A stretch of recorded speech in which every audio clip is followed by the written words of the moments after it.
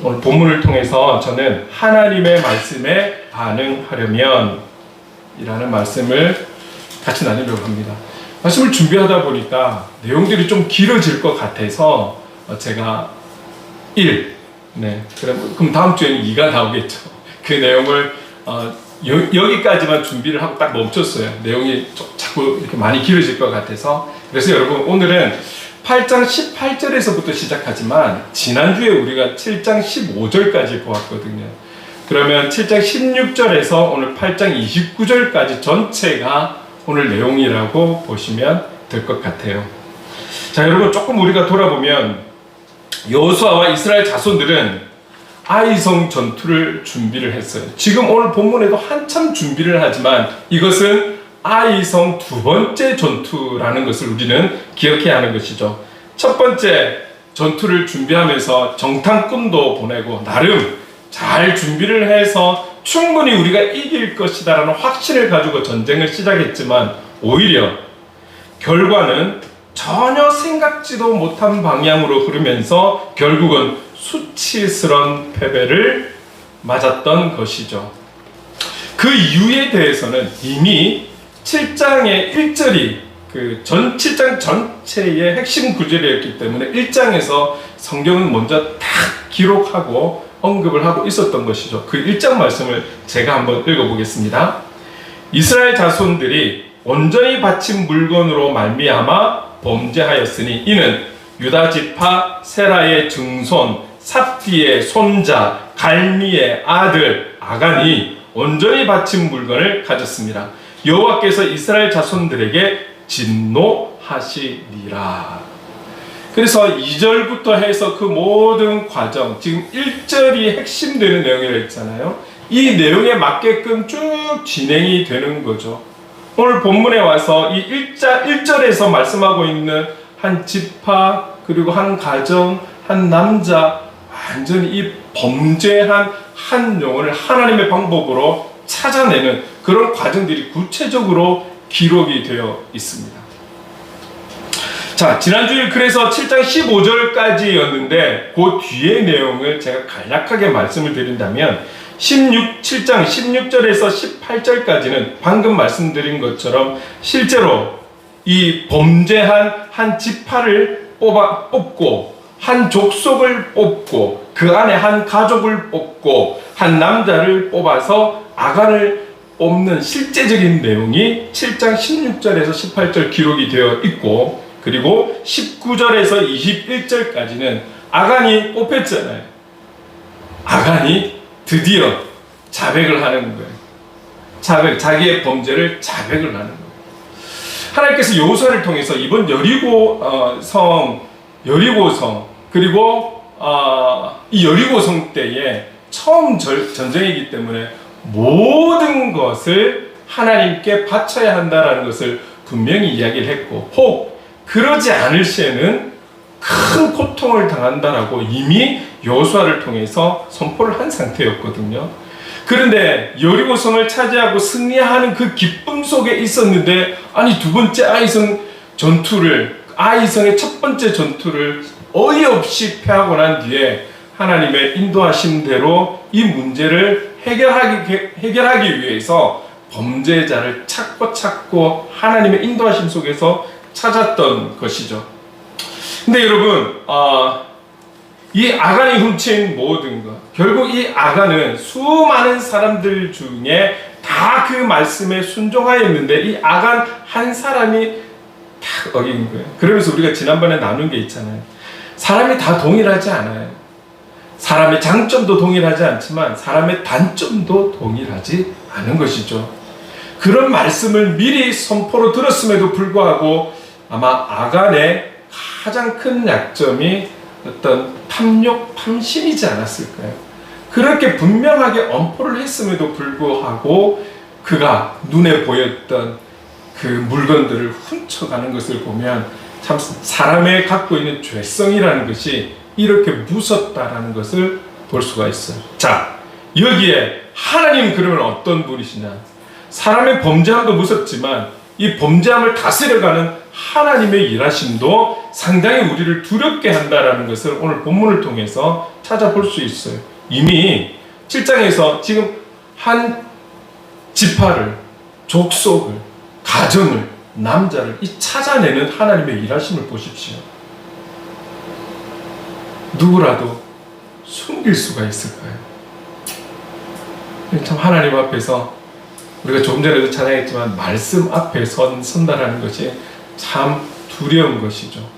단지 그분이 갖고 있는 힘에 의해서 두려움을 느끼는 것이 아니라 그 하나님의 존재 앞에 그분의 너무 우리가 상상할 수 없는 크심과 깊으심과 높으심 앞에 우리는 떠는 것이죠. 두려움을 갖게 되는 것이죠. 그 하나님께서 이렇게 구체적으로 한 영혼까지 파헤쳐가는, 하나님께서 말씀을 선포하셨기 때문에 그 말씀대로 실천해가는 과정에 있는 거예요. 이 과정만 봐도 너무 두렵지 않으십니까? 여러분, 그러면서 7장 15절 서두에 분명히 이렇게 말씀하셨어요. 온전히 바친 물건을 가진 자로 뽑힌 자를 불사르되 그와 그의 모든 소유를 그리하라. 다 멸하라고 분명히 말씀하셨거든요. 그런데 그 한 명의 범죄자를 찾았잖아요. 그 뒤에 하나님께서 어떻게 실천을 하십니까? 7장 24절 26절에 구체적으로 기록되어 있어요. 이거를 같이 한번 한 목소리로 읽어볼게요.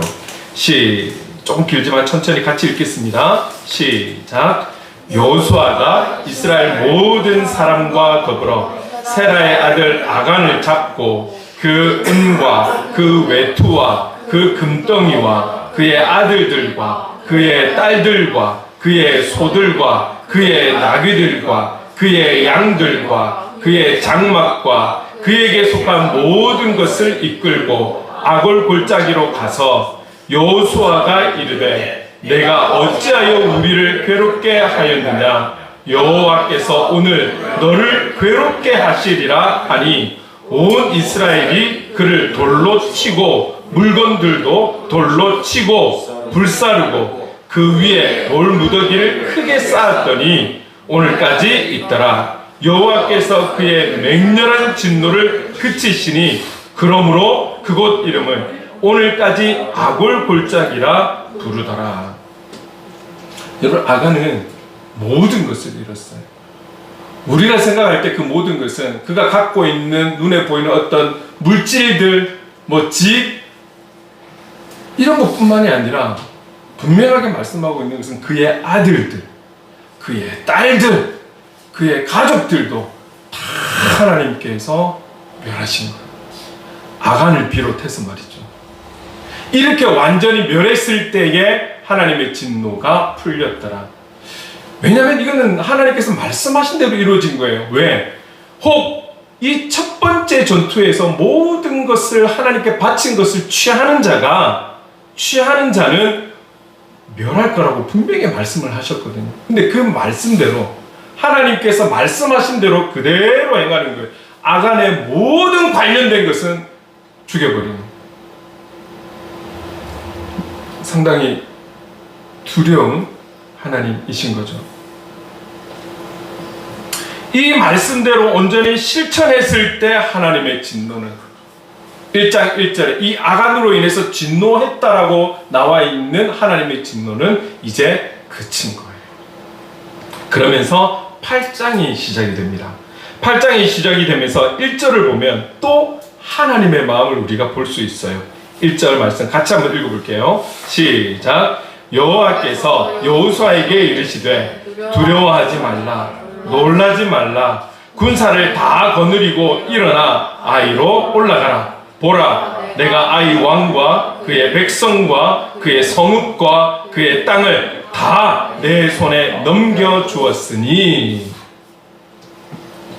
여호수아가 민족의 지도자로, 2대 지도자로 서서 처음 시작할 때도 얼마나 두려웠습니까? 내가 과연 이 일들을 감당할 수 있을까? 그러나 하나님은 강하고 담대하라. 네가 어디에 있든지 내가 너와 함께 할게. 대신 내가 모세 때에 준 그 율법, 하나님의 말씀을 지켜 행하면 너희들은 그와 동일한 복을 받을 것이다. 분명히 하나님께서 말씀하셨어요. 그 하나님께서 구체적으로 행하신 일들을 바라보면서 지금 이 아간의 모든 소유물이 다 불태워지고 사람들의 돌로 인해서 다 그 가족이 다 죽어버린 이 현장을 바라보면서 지도자이지만 그 마음속에 얼마나 두려움이 있었겠습니까? 얼마나 두려움이 있었을까요?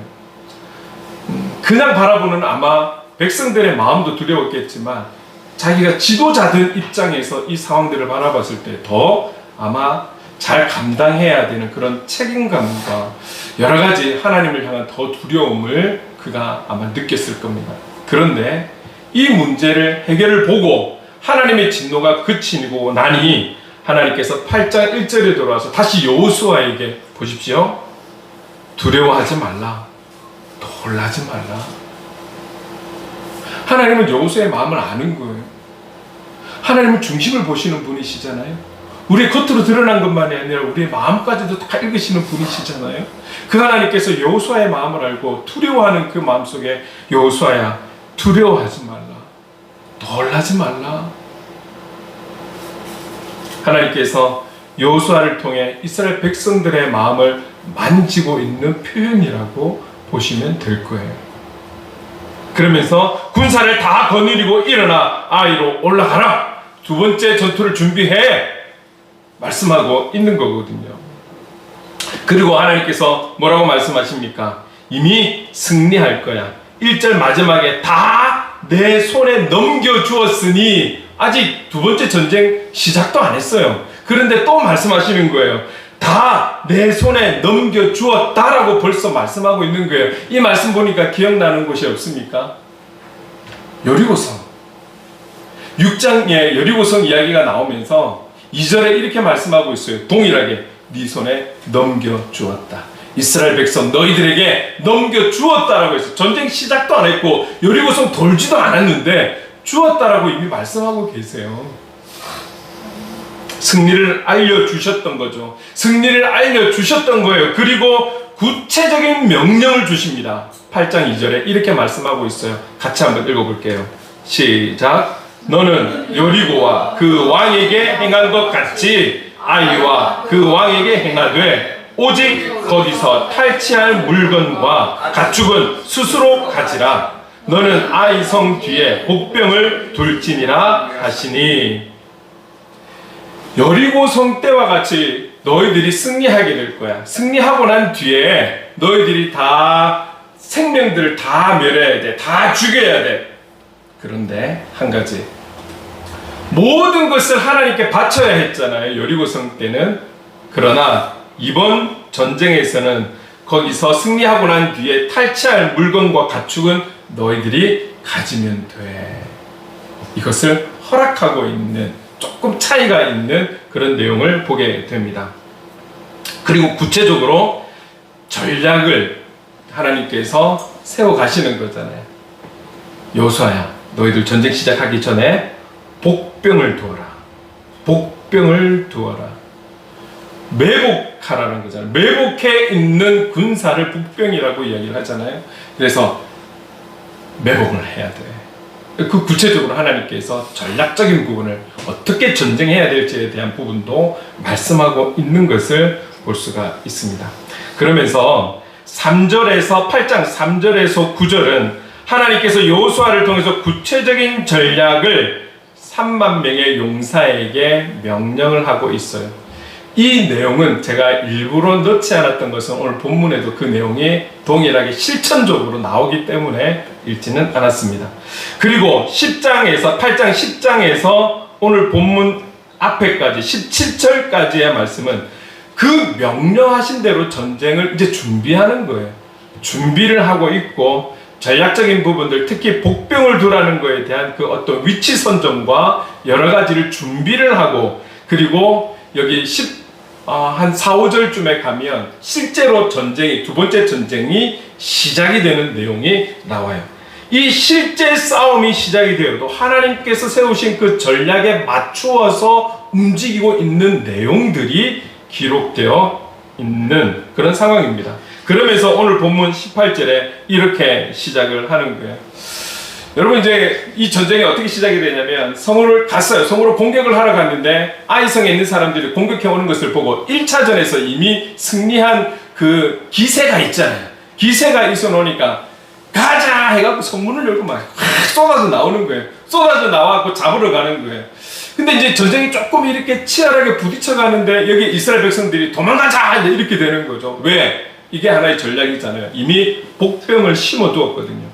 복병을 심어 두어서 도망가자 하니까 막 이 아이성에 있는 모든 사람 다 튀어나와가지고 끝까지 잡고 한 명이라도 더 죽이려고 혈안이 되어가지고 잡으러 가는 거예요. 성문은 어떻게 했든지 말든지 눈앞에 보이는 이스라엘 백성들을 잡겠다. 뭐 첫 번째로 생각지 못한 승리를 얻었기 때문에 아주 기세등등하게 잡으러 가는 거예요. 그 잡으러 가는, 도망가고 잡으러 가는 이 상황에서 18절이 시작이 됩니다. 같이 한번 읽어볼게요. 시작. 여호와께서 여호수아에게 이르시되 내 손에 잡은 단창을 들어 아이를 가리키라. 내가 이 성읍을 내 손에 넘겨주리라. 여호수아가 그의 손에 잡은 단창을 들어 그 성읍을 가리키니. 하나님은 이 아이성 두 번째 전투에서 시작하기도 전에 이미 여호수아 이스라엘 백성들을 향해서 너희에게 다 주었다. 다 주었다. 승리했다라는 걸 선포하셨잖아요. 그것은 이미 하나님은 다 아시는 거예요. 이미 하나님은 다 아셨고 그래서 전략도 하나님께서 세워주셨고요. 그래서 다 알고 계셨던 그 하나님께서 지금 이제 도망가고 잡으러 가는 이 순간에 하나님은 여호수아에게 복병들에게 사인을 보내라고 하나님께서 말씀하시는 거예요. 자, 여러분 잘 보세요. 지금 싸움은 여호수아와 이스라엘 백성들이 하고 있어요. 아이성의 사람들. 하나님은 어디에 계시는 걸까요? 지금 여호수아 옆에서 같이 달리고 있는 걸까요? 같이 도망가고 있는 걸까요? 그런데 하나님께서 지금 이때 사인을 보내. 이 음성을 듣고 난 후에 하나님 말씀대로 자기가 갖고 있는 단창을 들어서 사인을 보냅니다. 누구에게? 복병들에게. 매복하고 있는 복병들에게. 과거의 전쟁은 지금처럼 무기가 발달하지 않았고 여러 가지 장비들이 발달하지 않았어요. 지금은 신호탄을 쏘아도 되는 거고 멀리서도 신호를 보내면 그 신호탄, 약속된 신호탄을 통해서도 볼 수도 있는 그런 상황이고, 지금은 전쟁도 어떻습니까? 군사들이 움직이면서 다 서로 대화하면서 이런 시대잖아요. 그러나 여러분, 이 성경에 나와 있는 때를 이런 전쟁으로 생각하시면 안 돼요. 잡으러 가자, 안 되면 도망가자, 뭐 이런 거잖아요. 이런 상황이었어요. 그런데 사인을 보내래요. 그들이 좀 치고받고 싸우는 척하다가 도망을 가고 아이성 사람들이 막 기분이 좋아가지고 막 더 잡으려고 막 잡으러 오는 이 상황에서 사인을 보내야 되는 거예요. 멀리서 사인을 보낸다고 볼 수 있는 그런 거 아니에요. 어떤 도구도 없어요. 얼마나 긴장이 되겠습니까? 여호수아는 언제 사인을 보내야 할지, 그리고 복병들도 그 사인이 언제 나올 줄 알고 어떻게 봐야 할지, 여러분 이런 부분들이 얼마나 당시에 전쟁하는 게 쉽지 않은 그런 환경이었다라는 것 우리가 생각하면서 볼 때에, 이 이스라엘에게는 복병을 세웠는데 이 복병을 잘 써야지 전쟁에 유리한 상황인데, 이 타이밍이라는 것, 하나님의 사인을 받고 여호수아가 사인을 보내고 그 사인을 복병이 제대로 봐서 성문을 열고 아이성 사람들이 다 쏟아져 나온 그 안으로 들어가야 되는데, 이게 순간순간의 타이밍이 얼마나 잘 맞아야 원활하게 전쟁이 치러지지 않겠습니까? 잠깐 사인을 줬는데 사인을 못 봤어. 내가 이게 시력이 안 좋아갖고 못 봐. 여러분, 그런 타이밍을 놓쳐버리면 전쟁 끝이 나는 거잖아요. 그리고 여호수아 입장에서 보세요, 여러분. 여호수아도 얼마나 정신이 없을까요? 정신이 없는 거죠. 전쟁인데, 죽고 사느냐 문제인데. 그런데 하나님의 사인을 기다리고 집중하고 있었다라는 이 상황들을 한번 기억해 보시기 바랍니다. 여러분, 이들에게 있어서는 그 그 타이밍, 그 순간이 너무너무 중요한 상황이었다라는 거예요. 전쟁의 승패를 가리는. 여호수아는 하나님의 사인을 들었습니다. 지금 들어라. 네가 단창을 들고 있는 그 손을 들어라. 라고 했을 때 그는 쫙 드는 거예요. 그 명령에 순종하여 따르는 거예요. 여러분, 그 순간, 그 때, 그리고 자기는 들었지만 복병들이 보지 못하면 안 되잖아요. 그것을 봐야 되는 그 순간, 그 때. 지금 여호수아는 계속 도망가고 있기 때문에 복병들과의 거리가 갈수록 멀어지는 이때에 복병들이 보지 못하면 안 되는 그 순간, 그 타이밍. 여러분, 우리는 세상 속에서도 이 타이밍에 대해서 이렇게 이야기를 할 때가 많아요. 골든타임. 재난사고나 응급의료 등 그런 상황에서 생명체의 생존 가능성이 높은 시간을 골든타임이라고 하잖아요. 이 골든타임을 놓치면 못 살린다, 죽는다. 그래서 이 골든타임이 상당히 중요하다라고 우리는 그렇게 인식을 하고 있습니다. 이 주어진 시간 안에 구조활동이나 응급처치가 이루어져야 생명을 살릴 수 있기 때문에 요즘은 CCTV가 너무 좋아져가지고 이 골든타임에 응급조치를 해서 사람이 일어나고 살아나고 이런 경우들을 뉴스를 통해서 훈훈한 소식이라고 자주 보게 되는 거죠. 그 골든타임. 이 전쟁에 있어서 이 골든타임, 하나님 주시는 사인, 서로가 주고받아야 되는 그 사인이 아주 중요했던 거예요. 이것을 우리는 지금 우리말로 하면 하나님의 때라는 거예요. 하나님의 때. 하나님이 원하시는 그 시간, 그 때, 그 상황, 그 환경. 그래서 여러분, 전도서 3장 1절 8절에 길게 그 하나님의 때가 중요하다는 것을 기록하고 있는 거예요. 이 말씀 한번 같이 읽어볼까요? 같이 한번 읽겠습니다. 전도서 3장 1절 8절 같이 한 목소리로 읽을게요. 시작. 범사에 기한이 있고 천하 만사가 다 때가 있나니 날 때가 있고 죽을 때가 있으며 심을 때가 있고 심은 것을 뽑을 때가 있으며 죽일 때가 있고 치료할 때가 있으며 헐 때가 있고 세울 때가 있으며 울 때가 있고 웃을 때가 있으며 슬퍼할 때가 있고 춤출 때가 있으며 돌을 던져버릴 때가 있고 돌을 거둘 때가 있으며 안을 때가 있고 앉는 일을 멀리할 때가 있으며 찾을 때가 있고 잃을 때가 있으며 지킬 때가 있고 버릴 때가 있으며 찢을 때가 있고 꿰맬 때가 있으며 잠잠할 때가 있고 말할 때가 있으며 사랑할 때가 있고 미워할 때가 있으며 전쟁할 때가 있고 평화할 때가 있느니라. 1절에 모든 천하만사가 다 때가 있는 거예요. 이 하나님의 때가 있는 거예요.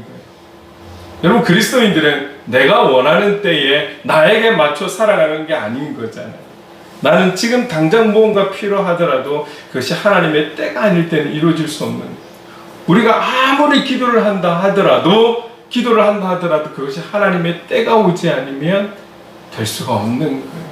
그러면 응답은 무엇입니까? 하나님 내 기도 안 들어주시네가 아니고 아직 하나님의 때가 아니기 때문에 우리가 기다려야 한다는 것이 응답인 거예요.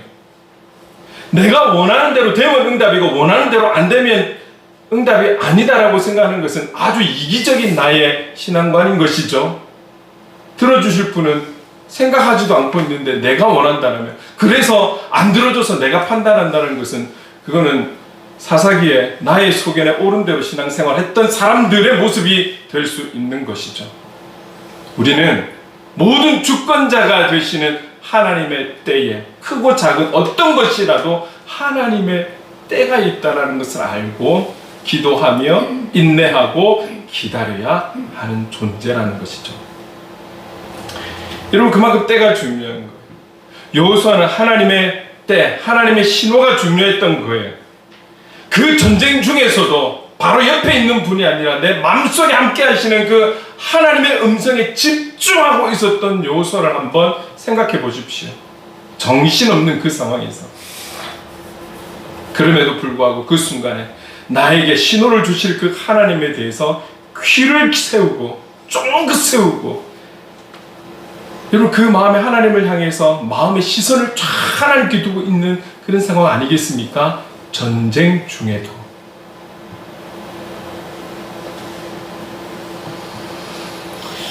여러분, 이렇게 간단히 스쳐 지나갈 수 있는 부분이지만 그 순간 그때 하나님의 때가 저와 여러분에게 상당히 중요하다라는 것. 그러면 오늘을 살아가는 저와 여러분, 이때에 우리가 그리스도인으로서 어떻게 살아가야 할지, 이때에 우리가 무엇을 해야 할지, 그 때를 주관하시는 하나님 앞에 물어나갈 수 있는 자세가 저와 여러분에게 필요할 것입니다.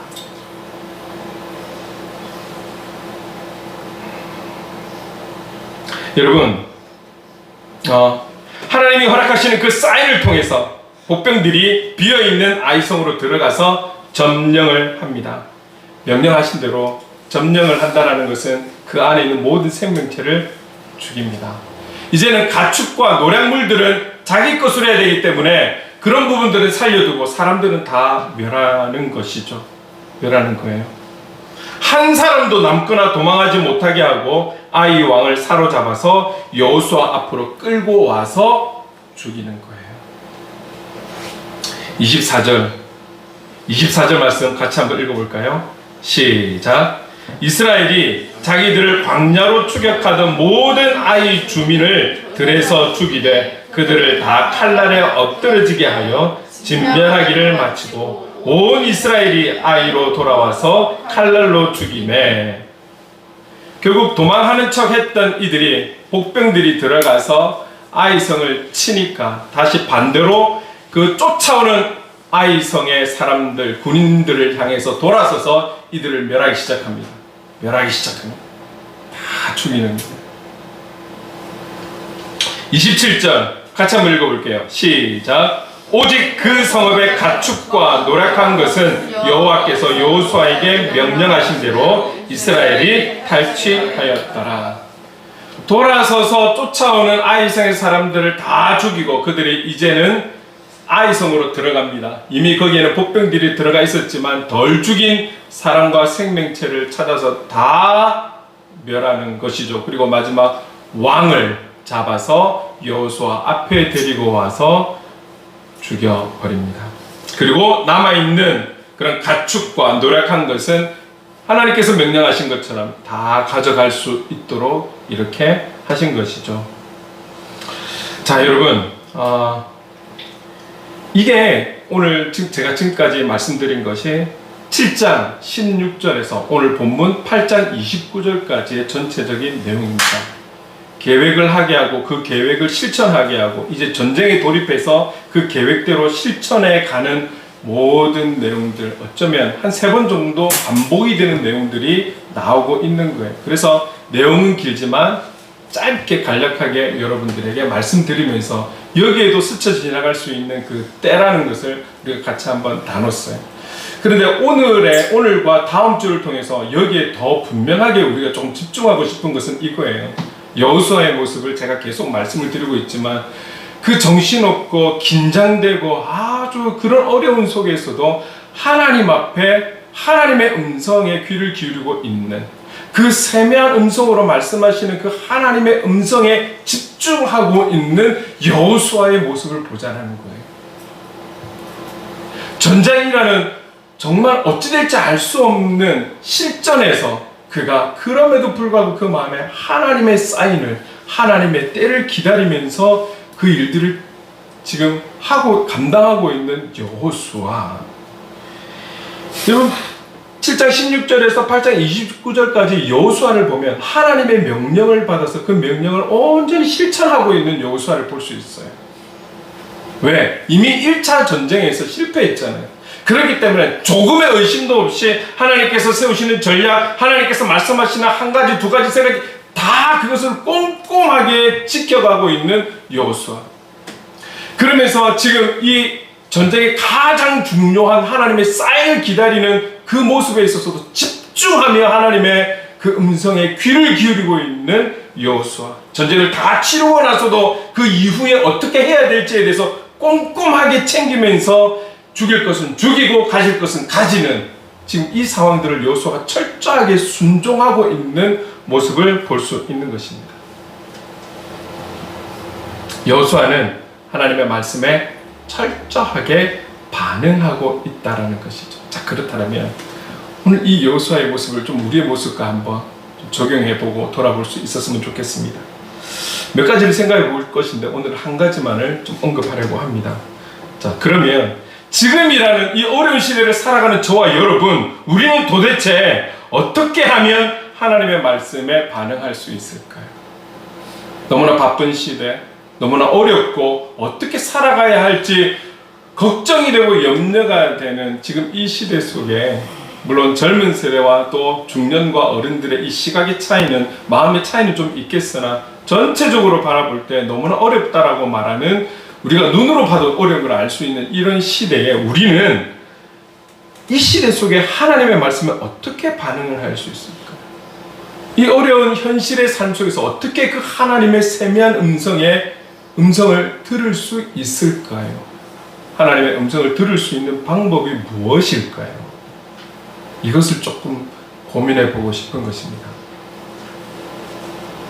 신앙생활 오래 하면 하나님의 음성을 들을 수 있습니까? 예배생활을 착실하게 출석을 잘하면 하나님의 음성을 들을 수 있는 것일까요? 배우라는 거 다 배우고 하라는 거 다 하고 성경 공부 열심히 하면 하나님의 음성을 들을 수 있는 것일까요? 어떤 것일까요? 이거는 저의 방법이 아니라 하나님의 말씀, 성경에서 우리에게 주시는 내용들을 가지고 하나씩 접목해 보고 싶습니다. 하나님 말씀에 반응하기 위해 우리는 어떤 훈련과 노력과 의지적인 결단이 필요한가? 여러분, 성경 한 군데 볼게요. 시편 1편 1절 2절 말씀 같이 한번 읽어보도록 하겠습니다. 시작. 복 있는 사람은 악인들의 꾀를 따르지 아니하며 죄인들의 길에 서지 아니하며 오만한 자들의 자리에 앉지 아니하고 오직 여호와의 율법을 즐거워하여 그의 율법을 주야로 묵상하는도다. 어쩌면 1절의 말씀, 악인들의 꾀를 따르지 아니하고 죄인들의 길에 서지 아니하며 오만한 자들의 자리에 앉지 아니하고까지는 우리가 힘을 내어서 감당할 수 있을지는 모르겠으나 2절 보세요. 오직 여호와의 율법을 즐거워하여 그의 율법을 주야로 묵상하는도다. 참 쉽지 않은 거 여러분 많이 경험하고 계시죠? 지금 하음하기도 참 쉽지 않으시죠? 하루 24시간에서 3장 4장의 말씀을 꾸준하게 읽어가는 것도 월요일 빼고 참 쉽지 않다라는 거 여러분 느끼고 계시죠? 그런데 그의 율법을, 그의 말씀을 주야로 묵상하는 도다. 그냥 읽어가는 것도 아니에요. 묵상하는 도다.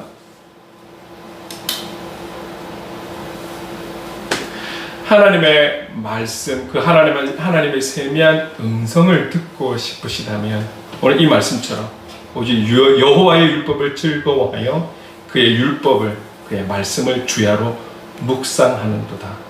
이렇게 묵상할 수 있는 자가 그 음성을 듣게 되는 줄 믿습니다. 결코 쉬운 게 아닌 거예요. 자, 그런데 여러분 보세요. 그의 율법을 주야로 묵상하는데 어떻게? 오직 여호와의 율법을 즐거워하여 그 율법을 주야로 묵상하는도다. 그러면 오직 여호와의 율법을 즐거워하는 것이 어떤 것일까요? 오직 여호와의 율법을 즐거워하여 여호와의 말씀을 즐거워한다라는 것이 무슨 말일까요? 이것을 의역으로 해서 조금 풀어서 말씀을 드리면 이렇습니다.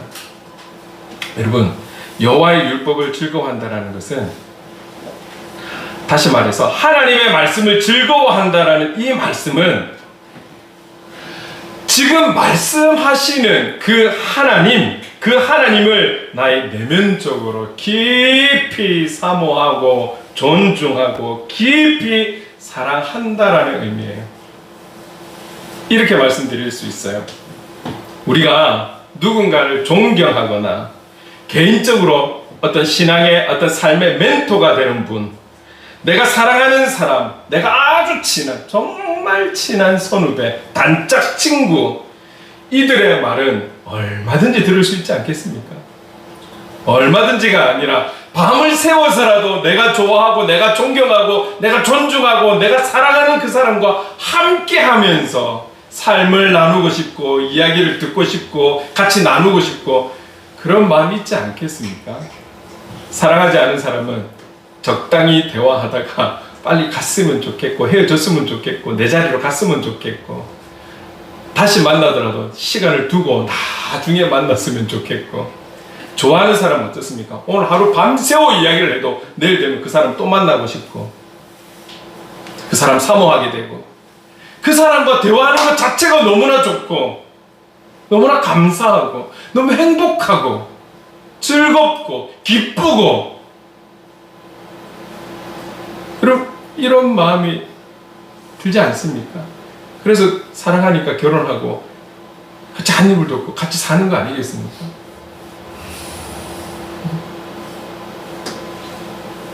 여러분 그런 거예요.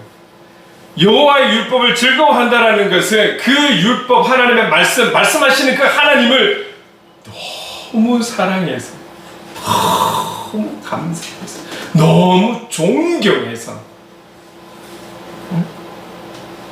그렇기 때문에 그의 율법을 그의 말씀을 주야로 묵상하는도다. 그렇다면 저와 여러분 이 말씀을 놓고 우리 자신을 봤을 때 그렇게 사랑할 때에 그의 말씀을 주야로 묵상할 수 있다면 의지적으로 말씀을 묵상하는 것도 중요하지만 그 말씀하시는 그 하나님을 내가 지금 얼마나 사랑하고 있는지 그분을 내가 얼마나 즐거워하고 있는지를 우리가 돌아봐야 하지 않겠습니까? 여러분, 저와 여러분 지금의 우리의 하나님 삼일체 되신 하나님을 얼마나 사랑하십니까? 여러분 스스로가 한번 돌아가셔서 질문을 해보십시오. 내가 하나님을 얼마나 사랑하고 있는지. 하나님의 우리를 향한 사랑에 대해서는 이루 말할 수가 없어요. 여러분 찬송가만 펼쳐놓고 봐도 하나님의 우리를 향한 그 사랑은 너무나 놀랍고 성경을 봐도 우리를 향한 그 사랑은 너무나 놀라워요. 중요한 것은 내가 하나님을 얼마나 사랑해요. 하나님의 그 사랑을 알겠는데 그래서 찬송가 304장에는 하늘을 두루마리 삼고 바다를 먹물 삼아도 하나님의 그 한없는 사랑을 다 표현할 수 없더라고. 그 하나님의 큰 사랑을 표현하고 있는 거잖아요. 그러면 그 사랑을 받고 있는 우리는 그 하나님을 향해 얼마나 어떻게 사랑하고 있는지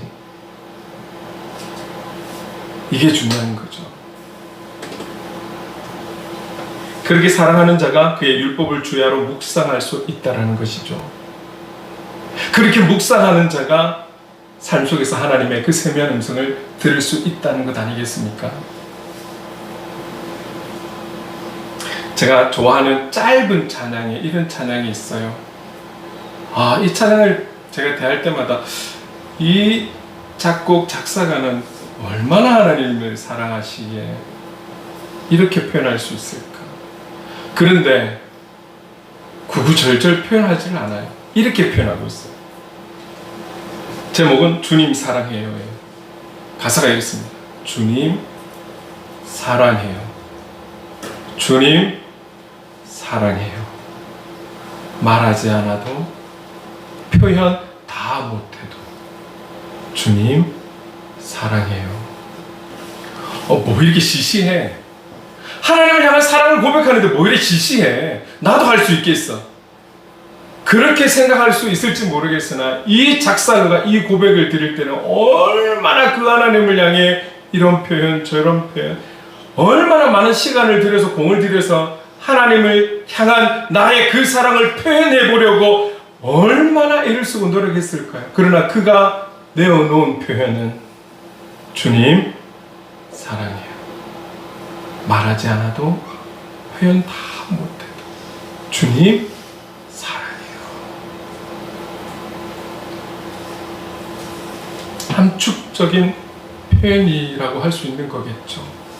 얼마나 많은 것이 담겼을까요? 그냥 아무 생각 없이 고민 없이 주님 사랑해요 말하지 않아도 표현도 못해도 주님 다 아시죠?가 아니라 충분한 시간 동안 얼마나 고민을 하고 공을 들이고 이 가사를 썼을까요? 오늘 내용을 정리를 하려고 합니다. 이스라엘과 여호수아를 통해서 저와 여러분은 하나님의 말씀에 순종, 복종으로 살아야 할 그런 하나님의 사람이라는 것.